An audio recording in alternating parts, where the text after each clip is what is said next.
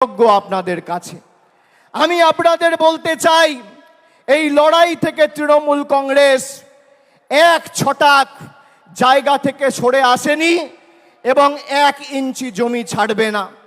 আগামী দিনের লড়াই আরো বৃহত্তর। আমাদের 26-এর জন্য এখন থেকে প্রস্তুতি নিতে হবে। পুরসভায় যারা দায়িত্বে আছেন, পঞ্চায়েতে যারা দায়িত্বে আছেন, তাদের কর্মীদের কথা ভাবতে হবে, নিজের কথা ভাবলে চলবে না। আমি আপনাদের বলছি, আমি বিভিন্ন জায়গায় পর্যালোচনা বৈঠক করতে নির্বাচনের সময় তার আগে গেছি। আমি বলেছি যে দল কিন্তু ফলের পর কার কি ভূমিকা ছিল সেটা খতিয়ে দেখবে, পর্যালোচনা করে দেখবে। পুরসভার নির্বাচনে আমি পুরসভার কাউন্সিলরের টিকিট পাবো, আমার ওয়ার্ড থেকে আমি জিতবো, আর লোকসভা বিধানসভায় দল প্রত্যাশিত আর আশানুরূপ ফল করবে না, আপনার বিরুদ্ধে দল ব্যবস্থা নেবে, যত বড় নেতার ছত্রছায়ায় আপনি থাকুন। পঞ্চায়েতে আপনি টিকিট পাবেন, আপনি গ্রাম পঞ্চায়েতের প্রধান, উপপ্রধান, আপনি আপনার ভোটে জিতবেন। বিধানসভা লোকসভায় আপনি ভাববেন মমতা ব্যানার্জি এসে একটা মিটিং করবে, অভিষেক ব্যানার্জি এসে একটা মিটিং করবে, প্রার্থী জিতবে। গায়ে গতরে আপনি যে পরিশ্রম আপনার নির্বাচনে করেন, সেই পরিশ্রম প্রত্যেকটা নির্বাচনে করতে হবে। তার কারণ এই লড়াই শুধু মমতা বন্দ্যোপাধ্যায়ের আর তৃণমূল সৈনিকদের নয়, এটা বাংলার 10 কোটি মানুষের সম্মানের লড়াই। আর যারা ভাবছে যে আমরা আমাদের নির্বাচনে করব আর পার্টির অন্য নির্বাচনে তো পার্টির মতো বুঝে নেবে, আমি এই যে 1-1.5 মাস কোনো রাজনৈতিক কর্মসূচিতে আপনারা আমাকে দেখেননি, তার কারণ পর্যালোচনার কাজে আমি ব্যস্ত ছিলাম। আগামী 3 মাসের মধ্যে এর ফল আপনারা দেখবেন। 3 মাসের মধ্যে। আমি এক কথার ছেলে, কথা দিয়ে কথা রাখি। আমি বলেছিলাম 2021 সালের 21শে জুলাইয়ে যে যারা তৃণমূলে 21-এর নির্বাচনের আগে নিঃশ্বাস নিতে কষ্ট হচ্ছে, দম বন্ধ হয়ে আসছে বলে তৃণমূল ছেড়ে বিজেপিতে গেছিল, আবার যখন ফিরে আসতে চেয়েছে আমরা কয়েকজনকে দলে নিয়েছি। আমি কথা দিয়েছিলাম যারা দলে ঢুকছে তাদের কাউকে তৃণমূল কংগ্রেসের একটা সৈনিকের উপর ছড়ি ঘোরাতে দেবো না। 3 বছর পর আজকে তারা পারেনি। আমি আপনাদের বলছি, আমরা যতদিন আছি আপনারা গায়ে গতরে পরিশ্রম করে যেভাবে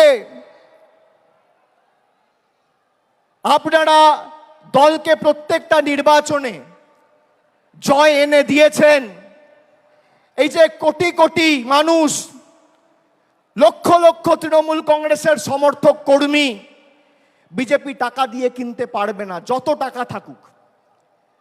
আমি আপনাদের বলেছিলাম বুথ পাহারা দিয়ে আগলে রেখে মানুষ যাতে নিজের ভোটটা দিতে পারে, বাংলার প্রতি বৈষম্যের বিরুদ্ধে, বঞ্চনার বিরুদ্ধে, সেটা আপনাদের সুনিশ্চিত করতে হবে। আপনারা করেছেন। আমরা নির্বাচনের সময় কথা দিয়েছিলাম যে দিল্লির দয়া দাক্ষিণ্যে আমরা বেঁচে নেই।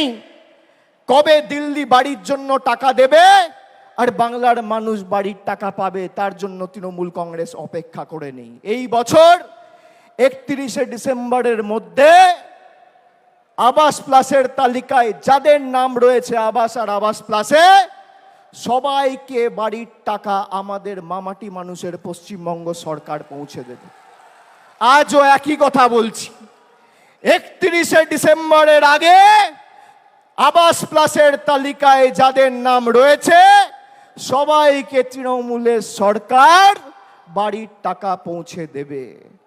আমরা যারা আমাদের ভোট দিয়েছে তাদের জন্য কাজ করতে বদ্ধপরিকর, আর যারা আমাদের বিরুদ্ধে ভোট দিয়েছে তাদের জন্য কাজ করতে বদ্ধপরিকর। এটাই পার্থক্য। আমরা মানব সেবায় বিশ্বাস করি, আমরা ধর্ম বাড়িতে করি, আমরা মসজিদ, মন্দির, গুরুদ্বারায়, বাড়িতে, পুজোস্থানে, ঠাকুরের ঘরে বসে ধর্ম করি। কিন্তু আমরা যখন মানুষের ভোটে নির্বাচিত, আমাদের কোনো ধর্ম নেই, একটাই ধর্ম, মানব ধর্ম, মানুষকে পরিষেবা দেওয়া। এটাই তৃণমূল আর বিজেপির মধ্যে পার্থক্য। যারা ধর্মের উস্কানি দিয়ে রাজনীতি করে, কেন্দ্রীয় তদন্তকারী সংস্থাদের রক্তচক্ষুকে হাতিয়ার করে বাংলার মানুষকে শাস্তি দিতে চেয়েছেন, তৃণমূল কংগ্রেসকে দুর্বল করতে চেয়েছেন, তাদেরকে আমি একটা প্রশ্ন করতে চাই। 21শে জুলাই 2021 সালে যেদিনকে হয়েছিল, আমরা মানুষকে ধন্যবাদ দিয়ে বলেছিলাম যে আমরা আপনাদের জন্য আরো বেশি করে কাজ করতে বদ্ধপরিকর। তার 1 বছর পরে 21শে জুলাই 2022 সালে 21শে জুলাই যেদিন হয়েছিল, তার পরের দিন পার্থ চ্যাটার্জির বাড়িতে ইডি রেড করে তাকে গ্রেপ্তার করে। যদি কেউ দোষ করে তার বিরুদ্ধে ব্যবস্থা হোক। আমরা কোনো দোষকে, কোনো অন্যায়কে প্রশ্রয় দিই না। কিন্তু এসএসসি কেলেঙ্কারি বা টেট, তথাকথিত এসএসসি বা টেট কেলেঙ্কারির নাম করে যদি পার্থ চ্যাটার্জির বাড়িতে রেড করে ইডি তাকে গ্রেপ্তার করে, তাহলে স্বাধীন ভারতবর্ষের সর্ববৃহৎ কেলেঙ্কারি নিট কেলেঙ্কারি, সেই নিট কেলেঙ্কারিতে প্রশ্নপত্র ফাঁস হওয়ার কারণে ইডি কেন ধর্মেন্দ্র প্রধানের বাড়িতে রেড করে তাকে অ্যারেস্ট করবে না? কেন এই রাজনৈতিক পক্ষপাত, দুষ্ট আচরণ, কেন এই দ্বিচারিতা? আমাদের শপথ নিতে হবে।